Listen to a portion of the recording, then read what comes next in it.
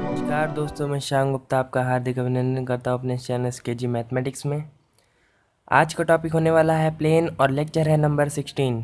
ठीक है, और आपने अगर प्रीवियस वीडियोस नहीं देखे हैं तो डिस्क्रिप्शन बॉक्स में दिए हुए हैं, आप उन्हें जाकर देख लीजिए। और आपके लिए क्वेश्चन बैंक तैयार है। जैसे ही सारे कॉन्सेप्ट ख़त्म होते हैं मैं क्वेश्चन बैंक रिलीज़ कर दूँगा। चलिए प्लेन के बारे में जानते हैं। देखिए, अभी तक हमने पढ़ा है कि लाइन क्या होता है, उनकी इक्वेशंस क्या होती हैं और किस टाइप से अदर टाइप से लाइन की इक्वेशन निकाली जाती थी। ठीक है, अब जो मोस्ट इम्पॉर्टेंट टॉपिक है 3D में वो है आपका प्लेन। ठीक, प्लेन जो होता है हमारा, प्लेन का मतलब होता है सतह। ठीक है, सतह मतलब ये, अगर आप इसको माने इसको, तो ये भी एक प्लेन ही है। ठीक है, तो जो मोस्ट इम्पॉर्टेंट टॉपिक होने वाला है वो आपका प्लेन ही होने वाला है।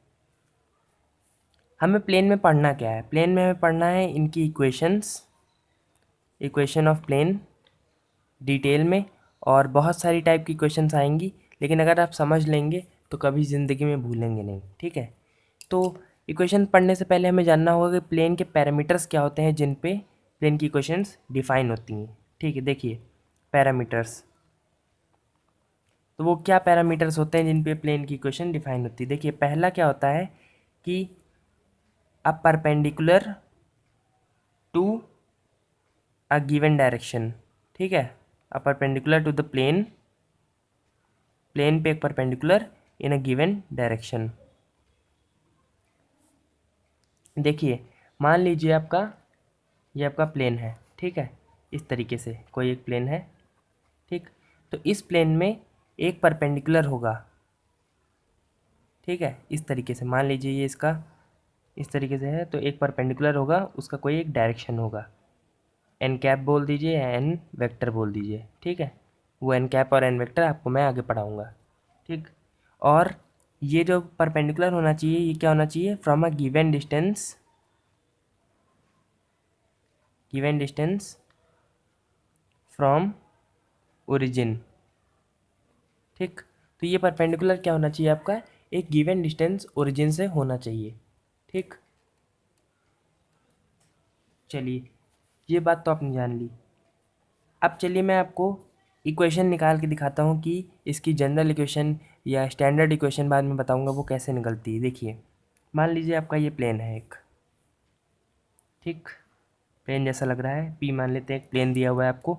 और इसमें जो परपेंडिकुलर है, जैसा मैंने बताया कि प्लेन के दो पैरामीटर्स होते हैं, एक एक परपेंडिकुलर उस पर होता है। मान लीजिए आपका ये प्लेन है। ठीक है, तो इस तरीके से आपका एक परपेंडिकुलर होगा, या ये प्लेन है तो इस तरीके से आपका एक परपेंडिकुलर होगा उस पर। ठीक है, उसके एक गिवन डायरेक्शन में। ठीक, ओरिजिन से, ओरिजिन मान लीजिए यहाँ पर है, तो ये परपेंडिकुलर होगा आपका। ठीक, तो ये हो गया प्लेन, और वो गिवन डायरेक्शन डिस्टेंस पे होना चाहिए और परपेंडिकुलर होना चाहिए। ठीक, तो मान लीजिए ये प्लेन है आपका। ठीक, और ये आपका मान लीजिए एक परपेंडिकुलर है प्लेन पे। ठीक है, मान लीजिए ये प्लेन कुछ इस तरीके से है और नीचे परपेंडिकुलर है। ठीक, ये नीचे परपेंडिकुलर है आपका। ठीक, ओरिजिन से ओ पॉइंट। ठीक, और ये डिस्टेंस कितना है ओरिजिन से? इसका पी डिस्टेंस। ठीक, इतना समझ में आ रहा होगा आपको। और इसका डायरेक्शन क्या दे रखा है? डायरेक्शन दे रखा है इसका इस डायरेक्शन में एन कैप। ठीक, और ये पॉइंट हम मान लेते हैं एन। ठीक, तो एन कैप डायरेक्शन है ओरिजिन से।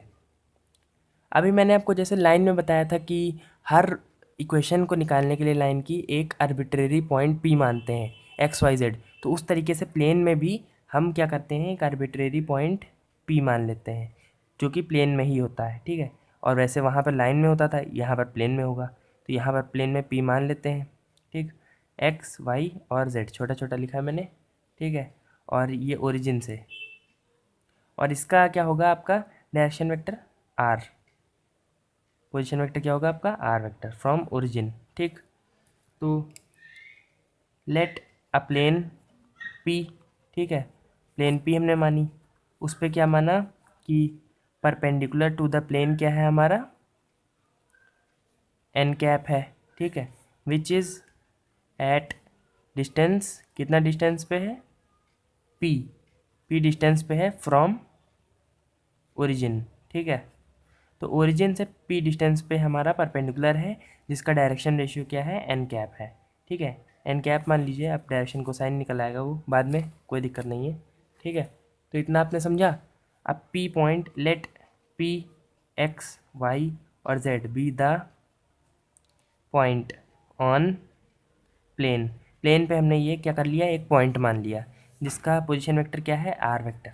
ठीक, तो अगर हम एन पी निकालें, एन पी वेक्टर, तो कैसे निकालेंगे।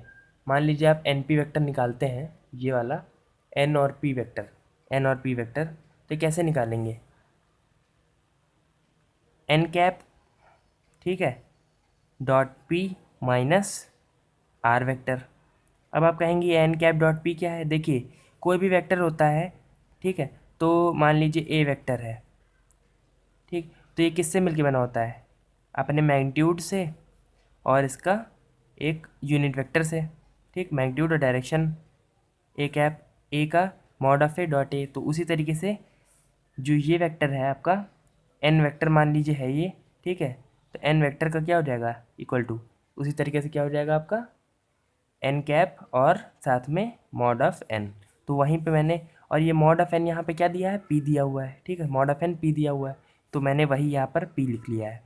तो ये मान लीजिए N vector minus R vector है। ठीक है, बाद वाला माइनस पहले वाला, मैंने आपको ये वेक्टर्स में बताया है। ठीक, तो एन पी हमारा क्या हो जाएगा, N vector dot P minus N cap dot P minus R vector. ठीक, अभी क्या है, ये जो हमारा निकला एन पी वेक्टर, ये क्या है, ये परपेंडिकुलर है हमारा किसके, ओ एन के, या एन वेक्टर के, या एन कैप के। ठीक, since N P vector is perpendicular to N cap, तो क्या हो जाएगा हमारा, N P vector dot N cap क्या हो जाएगा, ज़ीरो के बराबर हो जाएगा। क्यों हो जाएगा, आपने डॉट प्रोडक्ट में पढ़ा है, अगर कोई भी दो वेक्टर्स आपस में परपेंडिकुलर होते हैं तो उनका डॉट प्रोडक्ट क्या होता है, ज़ीरो होता है, क्योंकि कॉस थीटा ज़ीरो हो जाता है, क्योंकि एंगल क्या होता है, 90 डिग्री हो जाता है। बस यही कॉन्सेप्ट लगा है यहाँ पे। ठीक है, तो इसको करते हैं solve, N vector dot, sorry, N cap dot P minus R vector dot N cap equal to zero.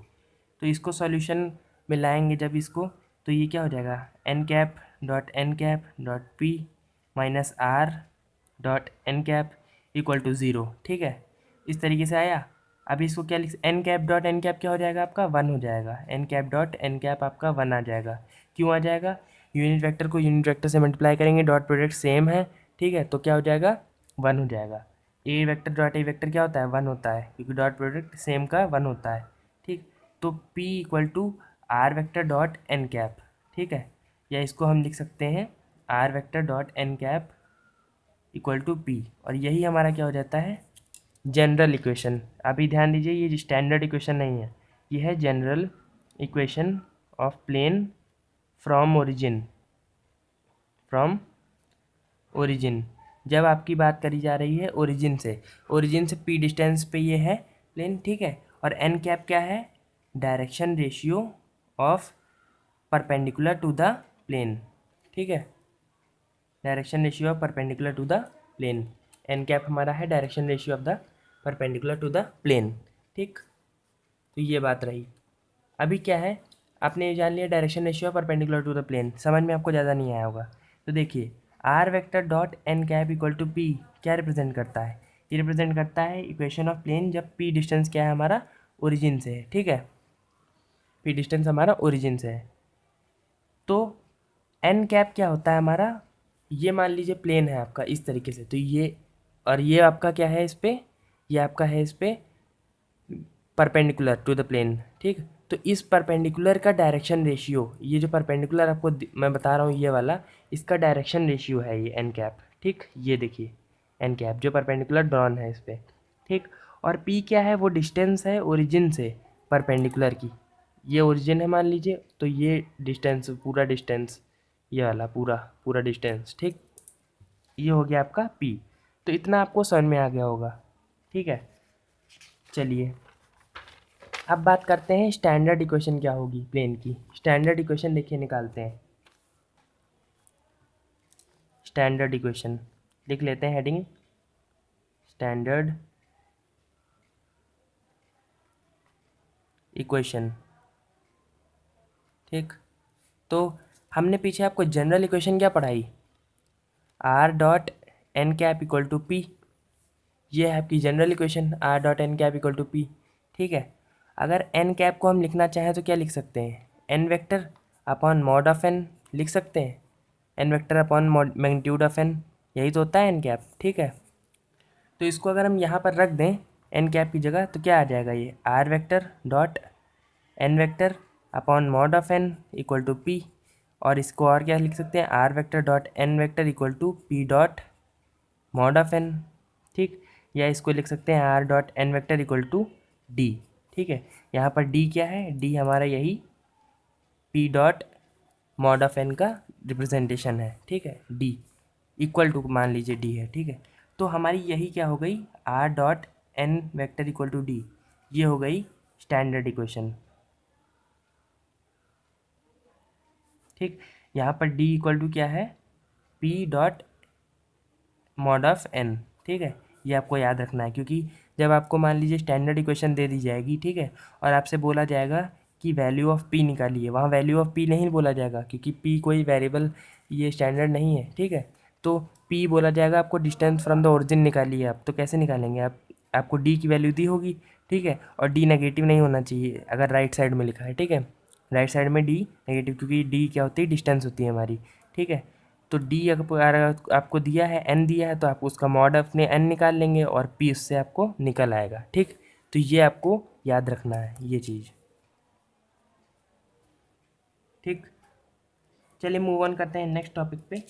इसमें क्या है आपका नेक्स्ट टॉपिक, आपको अब रिक्वायर्ड इक्वेशन तो निकल आई आपकी। ठीक है, अब हम निकालते हैं कार्टेशियन इक्वेशन इसी की।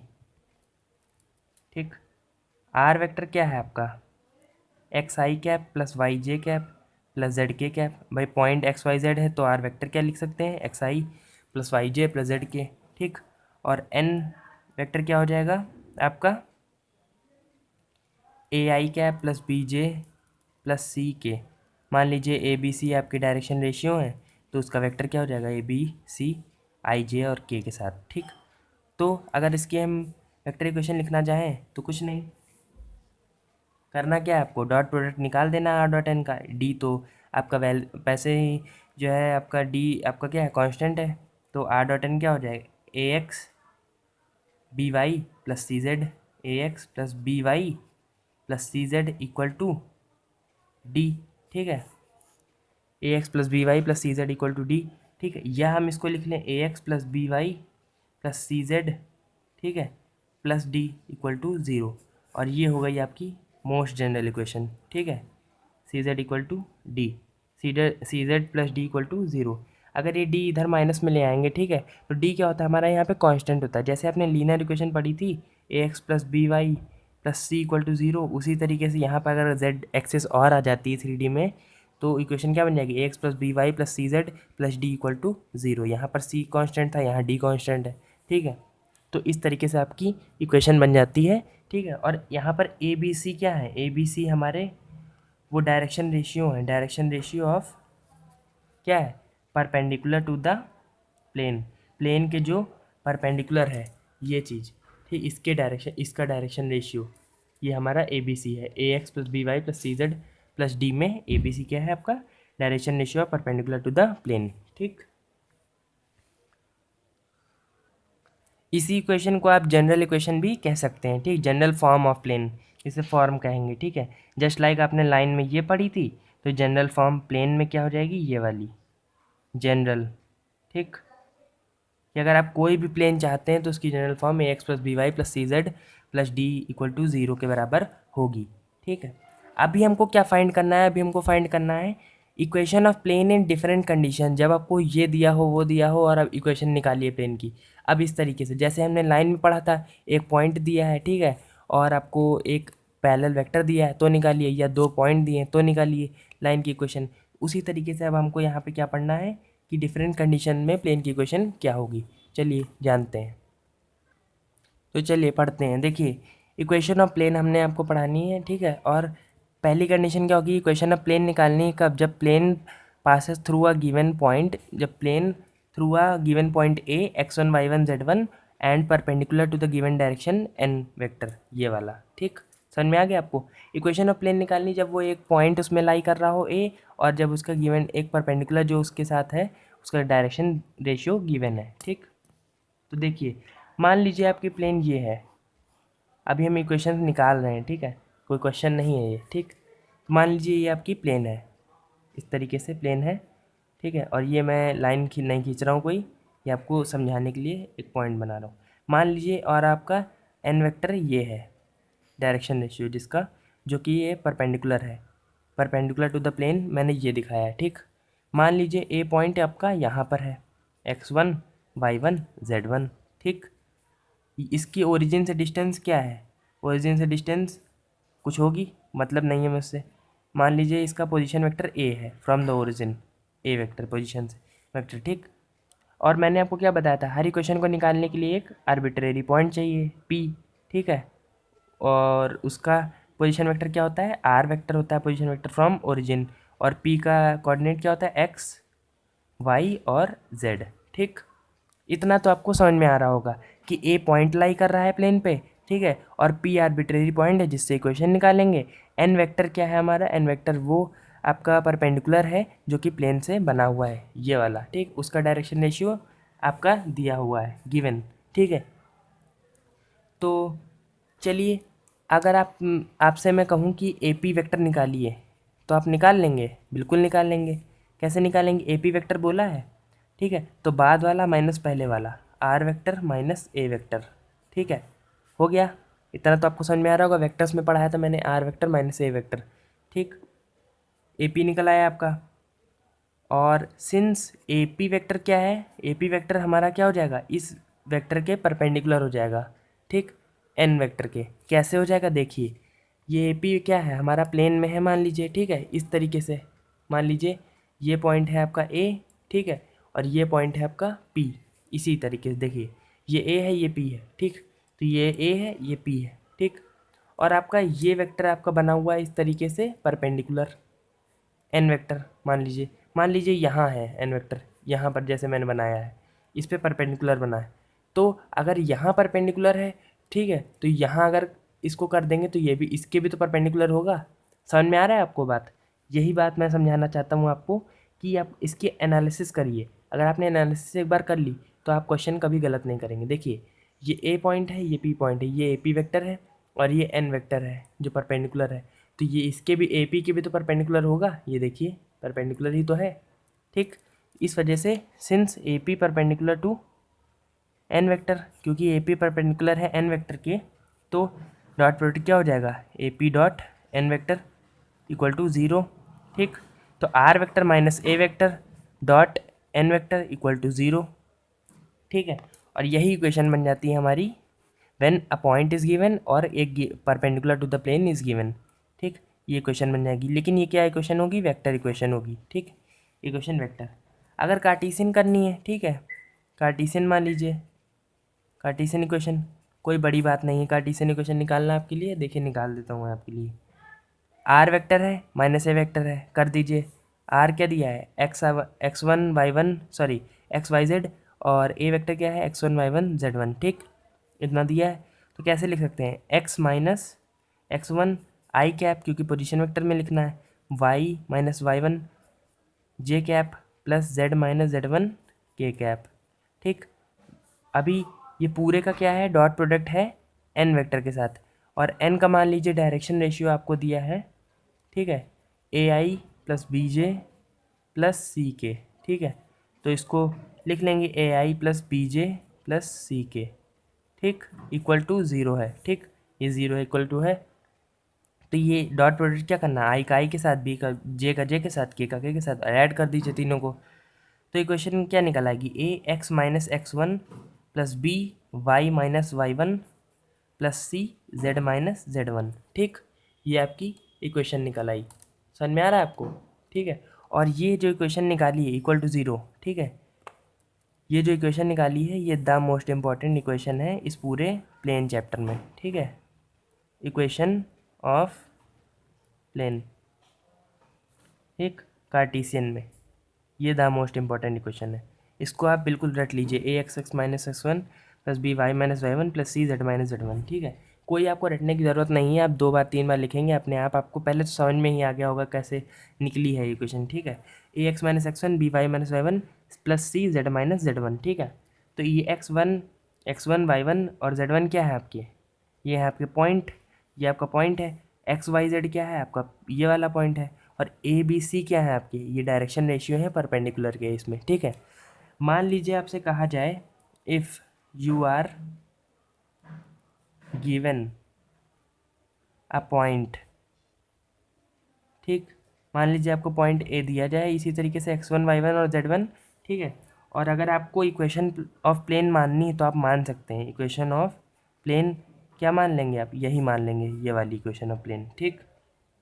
मान लीजिए आपके पास 2 4 और 6 एक पॉइंट दिया है, तो इक्वेशन ऑफ प्लेन क्या मान सकते हैं, a x minus two plus B y minus four plus C z minus six equal to zero, ठीक है। ए बी सी क्या होंगे, परपेंडिकुलर वेक्टर जो है उसका परपेंडिकुलर वेक्टर, ये N cap sorry N vector, ये इसका डायरेक्शन रेशियो है 2 4 ए बी सी, ठीक। ए बी सी आपका वो डायरेक्शन रेशियो है, ठीक। अभी हमको पढ़ना है इसके आगे कि position of line with respect to plane क्या होगी। मान लीजिए आपको एक लाइन दी है और एक प्लेन दी है, तो वो लाइन जो होगी आपकी वो प्लेन के रिस्पेक्ट में कहाँ पर है, ठीक है, ये आपको पढ़ना है। चलिए हेडिंग डालते हैं। तो देखिए position of line with respect to plane, ठीक। देखिए लाइन मान लीजिए प्लेन के साथ 3 तरीके से हो सकती है। मान लीजिए आपकी ये प्लेन है, ठीक। और तो लाइन कहाँ कहाँ हो सकती है, मान लीजिए इसके लाइन पैरेलल हो सकती है, ठीक है। मान क्या लेना, हो सकती है, ठीक है। और दूसरी कंडीशन क्या हो सकती है कि लाइन जो हो पूरी लाई कर रही हो इसी में, इसी प्लेन में, ठीक। ये कंडीशन हो सकती है। तीसरी क्या कंडीशन हो सकती है, एक यूनिक पॉइंट से लाइन जो है पास कर रही हो प्लेन में, प्लेन में एक यूनिक पॉइंट मान लीजिए ये पी, इससे पास कर रही हो। तो ये 3 कंडीशन होती हैं। यूनिक पॉइंट से पास करने का मतलब इंटरसेक्शन, ठीक। देखिए मैं लिख के बताता हूँ। 3 वेज, 3 वेज क्या हो जाएंगे आपके, पहला क्या है, line lie in the plane, पहला तो यही कंडीशन पढ़ना है आपको, line lies in the plane.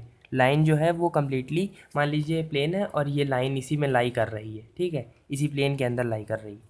दूसरी कंडीशन क्या हो गई, लाइन पैरेलल टू प्लेन, ठीक है। मान लीजिए ये आपकी प्लेन है तो लाइन इस तरीके से पैरेलल है, इसमें है नहीं लाइन, प्लेन पैरेलल है, ठीक। और तीसरी कंडीशन क्या हो जाएगी आपकी, लाइन इंटरसेक्ट्स प्लेन, कुछ इस तरीके से। मान लीजिए ये आपकी प्लेन है तो प्लेन लाइन क्या है, इस तरीके से है, ठीक है। प्लेन में प्लेन को इंटरसेक्ट कर रही है एक यूनिक पॉइंट पे, ठीक है, यूनिक पॉइंट पे इंटरसेक्ट कर रही है, ठीक। तो ये 3 कंडीशन आपकी हो सकती हैं, ठीक है। चलिए पढ़ते हैं, एक 3 कंडीशन होती हैं तो इनकी क्या आपका कंडीशंस होंगी, कंडीशन लिख के कैसे करेंगे। देखिए let equation of plane, equation of plane क्या मान लेते हैं हम, R dot N vector equal to D, जो आपकी स्टैंडर्ड फॉर्म मैंने आपको पढ़ाई थी, R dot N vector equal to D, तो वो हम मान लेते हैं, ठीक है, इक्वेशन ऑफ प्लेन। और एंड इक्वेशन ऑफ लाइन क्या मान लेते हैं हम, इक्वेशन ऑफ लाइन मान लेते हैं R vector equal to A vector plus lambda B vector. भूल तो नहीं गए आप लोग, लाइन की इक्वेशन याद रखिएगा भैया, बहुत ज़रूरी। ये मान लीजिए 2 है और ये 1 है, R equal to A vector plus lambda B vector. यहाँ ए क्या था, वो पॉइंट था जिससे से लाइन पास कर रही है, और बी वेक्टर उस लाइन के परपेंडिकुलर एक पैरेलल वेक्टर था। और यहाँ पर एन वेक्टर जो है ये परपेंडिकुलर है प्लेन के, ठीक। तो ये सब याद रखिएगा आप, ठीक। अब हम इसको ये आर जो है इसमें पुट कर देते हैं, पुट 1 इंटू 2, ठीक। तो आर इसमें पुट करेंगे तो a vector plus lambda B vector dot N vector equal to d हो जाएगा। ये इसमें पुट कर दिया इसकी जगह पे इसको, ठीक। तो इक्वल टू डी हो गया आपका। अभी क्या है कि ये तो पुट कर दिया आपने, तो चलिए चेक करते हैं। इफ़ अगर पहली कंडीशन ये लाइन लाइज इन प्लेन वाली, ठीक है, ये वाली line lies in plane, if A dot N vector equal to D है एंड साथ साथ में B dot N vector equal to zero है, तो क्या होगा, लाइन लाइज इन प्लेन कब, जब A dot N equal to D and B dot N equal to zero. देखिए कैसे, मान लीजिए आपका ये प्लेन है, ठीक, और मान लीजिए आपका ये एन वेक्टर है जो कि परपेंडिकुलर है वेक्टर के, प्लेन के, ठीक। एन वेक्टर ये मान लीजिए यहाँ किसी पॉइंट से है ओ, ठीक। अभी क्या है, अगर ए डॉट एन मतलब ए पॉइंट जो आपका इस लाइन पे है, लाइन पे, ठीक, मान लीजिए वो आपका लाइन मान लीजिए आपकी इसी में है, ठीक, और ए पॉइंट आपका यहाँ पर है। अगर ए डॉट एन वेक्टर अगर आपका डी के बराबर आ जाता है, ठीक है, डी के बराबर, इसकी डिस्टेंस के बराबर, इसका मतलब क्या है, ये लाइन जो यहाँ थी वो यहाँ पहुँच चुकी है। इसका मतलब क्या है, वो लाइन इस प्लेन में है, ठीक, प्लेन से छू के जा रही है, अभी तो ये पता है, ठीक।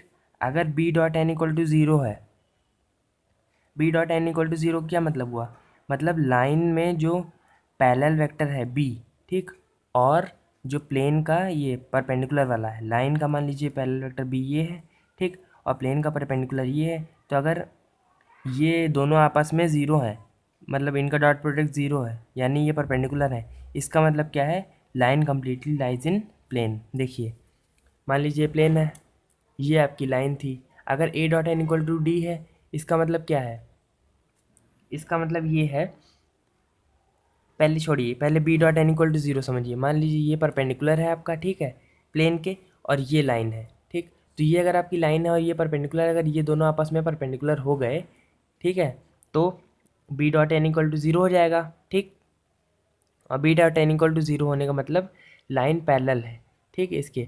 और अगर A dot N equal to D है, अगर डिस्टेंस डी के बराबर कवर कर लिया है, तो इसका मतलब लाइन लाइज इन प्लेन। समझ में आ गया आपको, ये था इसका कॉन्सेप्ट, ठीक। इसी तरीके से सेकंड पॉइंट क्या आता है आपका, देखिए सेकंड पॉइंट आपका इसी में आ जाता है कि अगर if A dot N not equal to D, ठीक, और B dot N equal to zero, मतलब ये जो आपका था, मान लीजिए ये परपेंडिकुलर था और बी डॉट एन का आपका ज़ीरो है, ठीक है, मतलब लाइन पैरेलल तो है लेकिन डी डिस्टेंस कवर नहीं कर रही है, यहाँ तक लाइन प्लेन में नहीं है, मतलब केवल पैरेलल है, ठीक। तो क्या हो जाएगा आपका, यहाँ पर आपका हो जाएगा कि line parallel to plane, plane के क्या है, लाइन पैरेलल है, ठीक। और थर्ड कंडीशन इसी तरीके से हो जाएगी आपकी कि इंटरसेक्ट करने की, तो दोनों ही अगर नॉट इक्वल टू हो जाए, ठीक। थर्ड कंडीशन क्या है, बी डॉट एन अगर आपका क्या हो जाए, नॉट इक्वल टू ज़ीरो।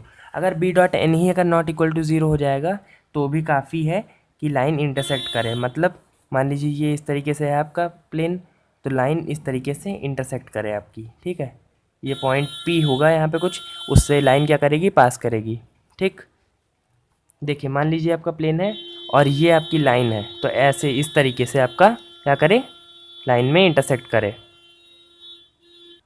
तो थर्ड पॉइंट आपका दोबारा समझ लीजिए, अगर B dot N not equal to zero हो जाए, ठीक है, B dot N not equal to zero हो जाएगा, इसका मतलब क्या हो जाएगा, लाइन जो है परपेंडिकुलर, जो आपका परपेंडिकुलर टू द प्लेन था, और ये लाइन का पैरेलल वेक्टर बी, ठीक है, ये आपस में परपेंडिकुलर नहीं है, ठीक है, तो इसका मतलब ये पैरेलल नहीं होंगे, पैरेलल नहीं होंगे तो इस तरीके से कुछ होगी लाइन, इस तरीके से, तो ये लाइन यहाँ पर कहीं ना कहीं तो टच करेगी ही प्लेन को, ठीक है। तो ये बात हम बता रहे थे आपको, ठीक। तो ये चीज़ आपको यहाँ पर समझनी थी। तो ये तीन कंडीशंस आपकी आ गई हैं, इन तीनों कंडीशंस को आप समझ लीजिए, ठीक है। इस पर हो सकता है क्वेश्चंस जो है BHU पूछ ले, लेकिन वैसे तो पूछा नहीं जाता है, लेकिन समझना आपको ज़रूरी था। अभी आपको इस लेक्चर में जितना समझाना था मैं समझा चुका हूँ, नेक्स्ट लेक्चर में आपको क्वेश्चन कराऊंगा, तब तक के लिए धन्यवाद।